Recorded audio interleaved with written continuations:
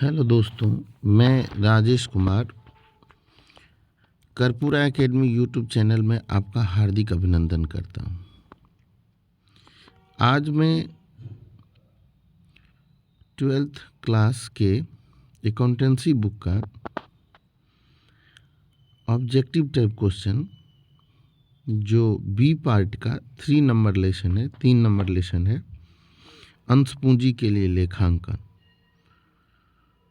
अंशों का निर्गमन, accounting for share capital, issue of shares, इस लेसन का ऑब्जेक्टिव लेकर आया हूँ, जो मैं आज 1 से लेकर 25 तक समझाने जा रहा हूँ। फिर इससे आगे मैं अगले वीडियो में बताऊंगा।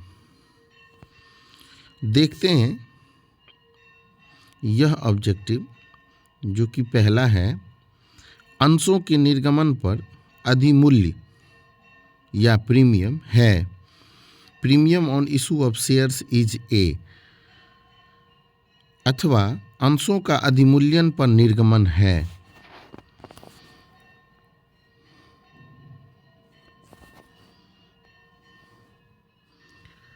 पूंजीगत प्राप्ति, पूंजीगत हानि, सामान्य लाभ और सामान्य हानि। तो इसका विकल्प ए हो जाएगा, पूंजीगत प्राप्ति। यह 2019 में पूछा गया क्वेश्चन है। बहुत ही बेहतरीन क्वेश्चन है। आप इन प्रश्नों को ध्यान से पढ़ें और पहले क्वेश्चन को पढ़ें, उसके बाद चारों विकल्प को पढ़ें, उसके बाद उसके आंसर का चुनाव करें। आगे बढ़ते हैं।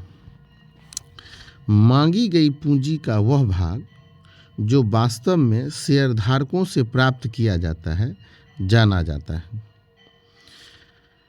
मांगी गई पूंजी का वह भाग जो वास्तव में शेयरधारकों से प्राप्त किया, यानी वह रुपया जो अंशधारी हमें भुगतान कर देता है। अगर हम लोग कंपनी वाले हैं और हमको जो अंशधारी पेमेंट कर देता है, उस पूंजी को, उस पैसे को क्या कहा जाता है? तो यह जान लें, यह पेड अप कैपिटल कहलाता है, चुकता पूंजी कहलाता है। नाम मात्र पूंजी जी नहीं, निर्गमित जी नहीं, आरक्षित जी नहीं, ये सब इसका विकल्प नहीं होगा। तो ये ध्यान से देखें, उसे चुकता पूंजी कहते हैं। अंशधारियों को कंपनी से मिलती है, तो अंशधारी चूंकि कंपनी का स्वामी होता है, इसलिए उसे लाभांश मिलता है। ब्याज नहीं मिलेगा, लेनदार को मिलता है, कमीशन नहीं मिलेगा, लाभ नहीं मिलेगा। चूंकि लाभ का ही एक भाग अंश होता है, इसलिए उसका विकल्प लाभांश होगा। इसके आगे हम लोग देखते हैं, सेंटियागो लिमिटेड ने 10 रुपया वाले 2 लाख अंशों के लिए 10 रुपया पर प्रार्थना पत्र आमंत्रित किए। 3 रुपया प्रार्थना पत्र के साथ 5 रुपया आवंटन पत्र पर, 2 रुपया प्रथम और अंतिम याचना पर दई थे। निर्गमन अधिअभिदान हो गया और कंपनी को आवेदन राशि के रूप में 9,60,000 रुपये प्राप्त हुए। कंपनी ने कुछ आवेदनों को खारिज कर दिया और शेष आवेदकों को 5-4 के अनुपात में अनुपातिक आवंटन किया। कितने शेयरों के आवेदन खारिज किए गए? तो बड़ा आसान है ये। इसको पढ़ने में आपको लगता होगा बड़ा क्वेश्चन है, लेकिन ये आसान है। कैसे वो हम इसको आसान बनाते हैं। 9,60,000 हमको कैश मिला और वह आवेदन पर मिला है। तो आवेदन के एप्लीकेशन के अमाउंट से उसको भागा लगाइएगा, तो ये हो जाता है 3,20,000 शेयर्स। 3,20,000 शेयर्स हो गया। अब 3,20,000 शेयर्स में हमको तो बेचना है 2 ही लाख, और दिया आवेदकों को कैसे मिला? तो 4 अंश जब दिए तो वो आवेदन किया था कितने अंश के लिए? 5। और यदि हम 2 लाख अंश दिए होंगे, क्योंकि हमको यहाँ बेचना कितना है? 2 लाख, तो उसके लिए कितना अंश हमको निर्गमित करना है? तो यहाँ हो जाएगा 5/4 गुने 2 लाख।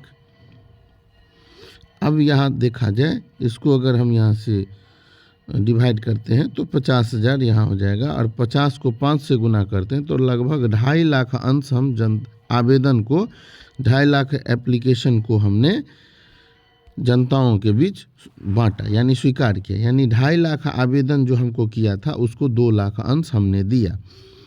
अब यहाँ देखते हैं, जो हमसे पूछा क्या जा रहा है, कितने शेयरों को खारिज किया। तो 3/20 में से आप तो 2.5 लाख है आवेदन वाला, तो 2 लाख उसको दे दिए शेयर, तो यानी कितने आवेदनकर्ता को आपने नहीं दिया, तो 70,000 इसका आंसर होना चाहिए। हम लोग देखते हैं ये विकल्प इसका सी होगा, ये सी विकल्प होगा। आगे बढ़ते हैं, अंशों के निर्गमन पर बट्टा है। तो अगर अंशों के निर्गमन पर हम बट्टा देते हैं तो वह हमारे लिए पूंजीगत हानि कहलाएगा, यानी यह विकल्प होगा इसका। अब छठे क्वेश्चन को हम लोग देखते हैं, निम्न में से किसे प्रदत्त पूंजी ज्ञात करने के लिए घटाया जाना चाहिए। तो इसे हम लोग कॉल्स इन एडवांस जी नहीं, फॉरफिटेड शेयर नहीं, डिस्काउंट, ये बी विकल्प हो जाएगा, कॉल्स इन एरियर को घटाना चाहिए। प्रतिभूति प्रीमियम का प्रयोग इस उद्देश्य के लिए किया जाता है, ख्याति को अपलिखित करने के लिए, व्यवसायिक लाभ को अपलिखित करने के लिए, प्रारंभिक, ये विकल्प हो जाएगा इसका, सी विकल्प हो जाएगा, प्रारंभिक व्ययों का अपलेखन के लिए। संचित अंश पूंजी का क्या अर्थ है, यानी रिजर्व शेयर कैपिटल क्या होता है। तो अधिकृत पूंजी का अंश जिसे प्रारंभ में मांगा जाना है जी नहीं, अयाचित पूंजी का वह भाग जिसे सिर्फ समापन, ये इसका एग्जैक्ट आंसर बी हो जाएगा। ये बी आप इसके आंसर को देखिएगा, जो वह पूंजी जब कंपनी बंद होती है तो बंद के समय जो उसके समापन पर पैसा मांगा जाता है अंशधारियों से, जो बकाया राशि होती है वह उसका आंसर होता है।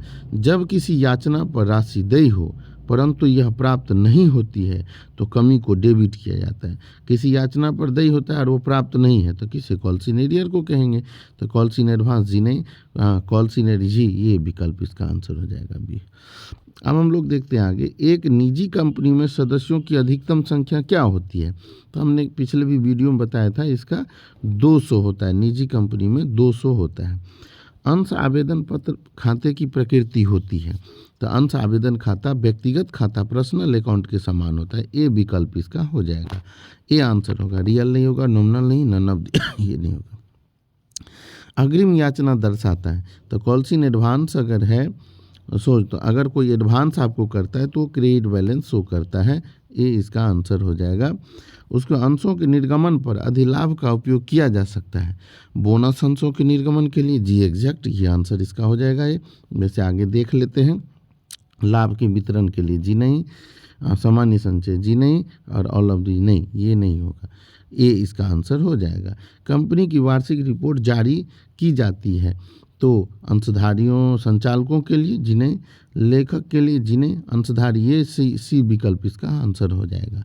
अब हम लोग आते हैं, कंपनी अधिनियम 2013 की सारणी एफ अपनाने पर बकाया याचनाओं पर ब्याज की अधिकतम दर क्या हो सकती है। तो अधिकतम दर हमने पीछे ही बताया था, कॉल्स इन एरियर पर 10% होता है, कॉल्स इन एरियर पर 10% और एडवांस पर 12% होता है, ये ध्यान रखना है।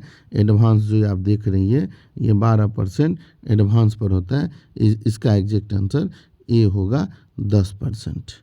आगे बढ़िए, एक कंपनी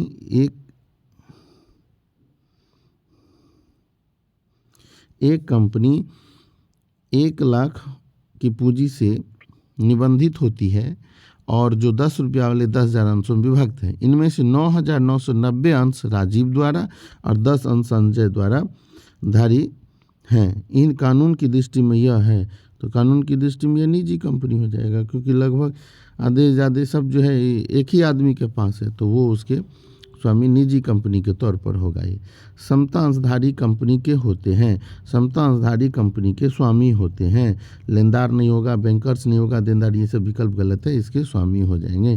प्रतिभूति प्रीमियम खाते को आर्थिक चिट्ठे में किसके अंतर्गत दिखाया जाता है, तो रिजर्व एंड सरप्लस के अंतर्गत इसको दिखाया जाता है। स्वैट अंश जारी किए जाते हैं, स्वैट अंश कर्मचारियों को, निदेशकों को, ए और बी दोनों को।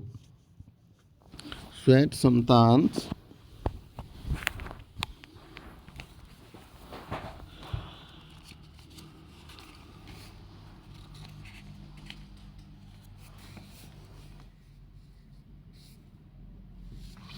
स्वैट समतांश जारी किए जाते हैं, स्वैट समतांश कर्मचारी को, निदेशकों को, ए और बी, या ये विकल्प बेहतर है, इसका सी विकल्प हो जाएगा।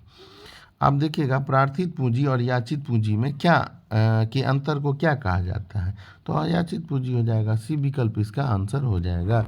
ये ध्यान से देखना है। आगे बढ़ते हम लोग, अंशों के निर्गमन के पूर्व कौन सा विवरण निर्गत किया जाता है, तो अंशों के निर्गमन पर हम लोग प्रोविवरण यानी प्रोस्पेक्टस जारी करते हैं। अंतर्नियम यह इसका प्रलेख है, पार्षद सेवा नियम भी प्रलेख है, तो ये सब इसका विकल्प नहीं होगा, सिर्फ इसका विकल्प ए हो जाएगा। अब हम लोग आगे बढ़ते हैं। ए लिमिटेड ने बी लिमिटेड से 11,25,000 मूल्य की संपत्ति जो 100 रुपया वाले अंशों में 25% प्रीमियम पर खरीदी गई। क्रय मूल्य के प्रतिफल के लिए ए लिमिटेड द्वारा निर्गमित किए जाने वाले अंश की संख्या बताइए। तो अब हम यहाँ क्या करेंगे, जितना आपने उसका मूल्य है उस मूल्य को आप ऊपर में लिख लें, और जितना रुपया के हिसाब से आपने शेयर का वैल्यू लगाया है तो वो देखिए 100 और 25%, यानी आप इसको 125 से भागा लगा दीजिए, और जो भागफल होगा वो इसका आंसर होगा, और काट दीजिए। तो 125 को अगर 9 से गुना करके देखते हैं तो ये हो जाएगा लगभग इसका 9,000 आंसर होना चाहिए। ये 9,000 शेयर इसका आंसर हो जाएगा। इसके बाद हम लोग देखते हैं समता अंशधारी होते हैं। समता अंशधारी कंपनी के लेनदार, तो जिन्हें ये गलत हो जाएगा, कंपनी के स्वामी, ये सही है, बी विकल्प इसका सही आंसर होगा। एक कंपनी अपने अंशों को प्रीमियम पर भारतीय कंपनी अधिनियम 13 के किस धारा के अंतर्गत जारी कर सकती है। देखिएगा यह भी क्वेश्चन 2022 में पूछा था, और हमने जो पिछला क्वेश्चन पर चर्चा किया है ये 23 नंबर, ये भी आपको पूछा है 16 और 21 में, और 24 जो अभी हम बता रहे हैं जो कंपनी अपने अंशों को प्रीमियम पर किस अधिनियम के अंतर्गत जारी करता है, 22 में पूछा गया क्वेश्चन है, तो शायद ये इसका आंसर 52 ये हो जाएगा। 52 सेक्शन के अंतर्गत ये जारी करती है। अंशों का निर्गमन किया जा सकता है सममूल्य पर, सही है, प्रीमियम पर, ये भी सही है, बट्टा पर ये नहीं होता है। अब बट्टा पर जारी नहीं होता है उपरोक्त सभी। ऐसे परिस्थिति में जब 2 आंसर हो और तीसरा पहले था, कंपनी अपने अंशों को डिस्काउंट पर भी जारी करती है, लेकिन अभी भी विशेष परिस्थिति का बात है, तो ऐसे परिस्थिति में आप इसका आंसर डी में लगा दीजिए, डी इसका आंसर हो जाएगा। अगर यहाँ रहता है ए और बी दोनों, और डी में रहता बट्टे पर, तो ए बी दोनों पर लगा देते। यह इस तरह का।